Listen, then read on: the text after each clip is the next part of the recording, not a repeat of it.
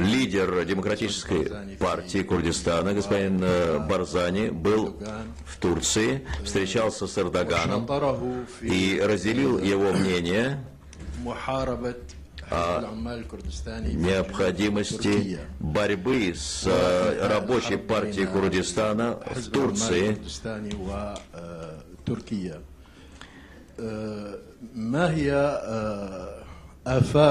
Каковы перспективы национальной борьбы вашей партии и какие механизмы оказания помощи вашим братьям в Турции, потому что товарооборот у вас 6 миллиардов долларов ежегодно между вами и турецкими.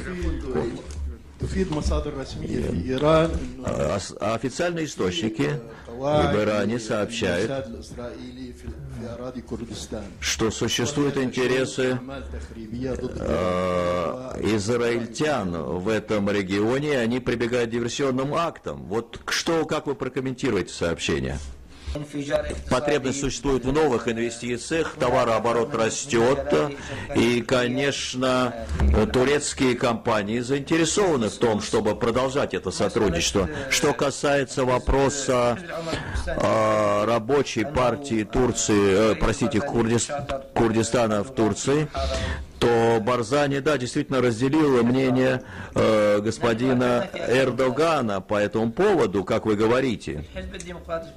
Но мы в Демократической партии Курдистана говорим о том, что мы солидарны со всеми курдами, где бы они ни находились.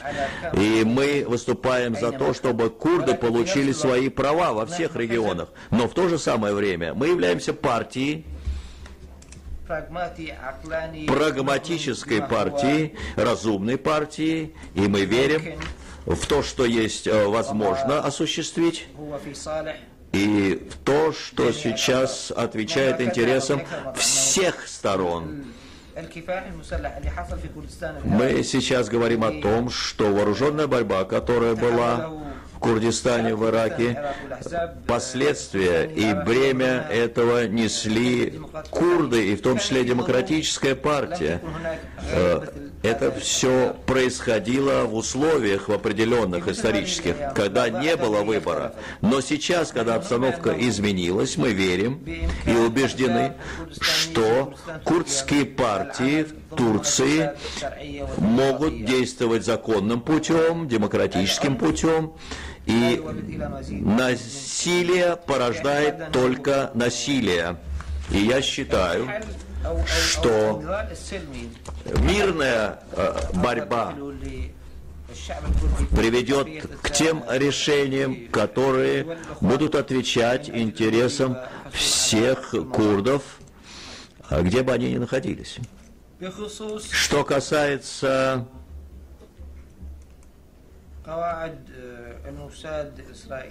баз Моссада израильского, о которых вы говорили,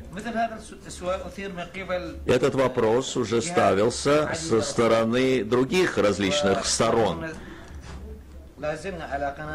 И мы убеждены, что целью таких вопросов является принизить значение и важность нашей политической борьбы.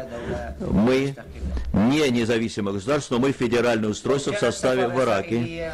Если бы израильское посольство, например, было бы в Багдаде, то оно может открыть консульство и в Курдистане.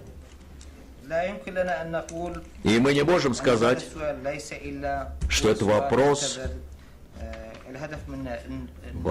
целью этого вопроса является искажение подлинной картины происходящего, искажение авторитета и Курдистана и отрицание всего того, что произошло в демократическом Курдистане. И мы считаем, что перед нами долгая дорога, но мы в то же самое время верим, что вот подобные вопросы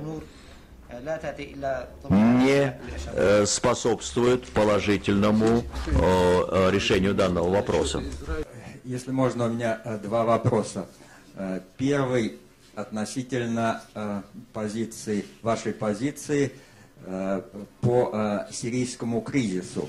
И в частности, ваше отношение к курдам в Сирии, поскольку известно, что курды не принимают активного участия вот в этих событиях в Сирии, но присутствуют курдские представители и в Сирийском национальном совете в Стамбуле, и сирийские курды, с другой стороны, они не протестуют против правительства Башара Асада. Это первый вопрос. И второй вопрос относительно ситуации с безопасностью в иракском Курдистане. Были сообщения о взрывах, террористических актах на этой территории. Каково ваше мнение, кто стоит за этими актами и какова ситуация с безопасностью в общем? Спасибо. Что касается позиции Демократической партии Курдистана по сирийскому кризису, наша политика заключена в следующем. Мы уверены, что все режимы должны быть открыты по отношению к своим народам, и они должны обеспечивать народам власти этих стран, всех стран, достойные условия жизни. То, что происходит в Сирии, некоторые называют эти события арабской весной, другие называют это исламской весной.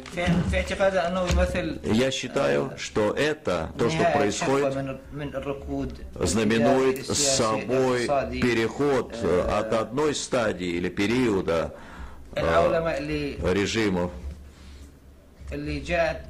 и глобализация, которая происходит в мире и затрагивает многие страны посредством распространения информации через спутниковые телеканалы, она привела к тому, что образовался определенный вакуум, который отразился на определенных традиционных, так называемых, режимах и их отношении к тому, что происходит. В том, что касается сирийских курдов, мы уже заявляли не раз, мы солидарны со всеми курдами, независимо от места и района их проживания. Что касается участия курдов в Сирии, в Сирийском национальном совете, в Турции, в Стамбуле, мы верим, что необходимо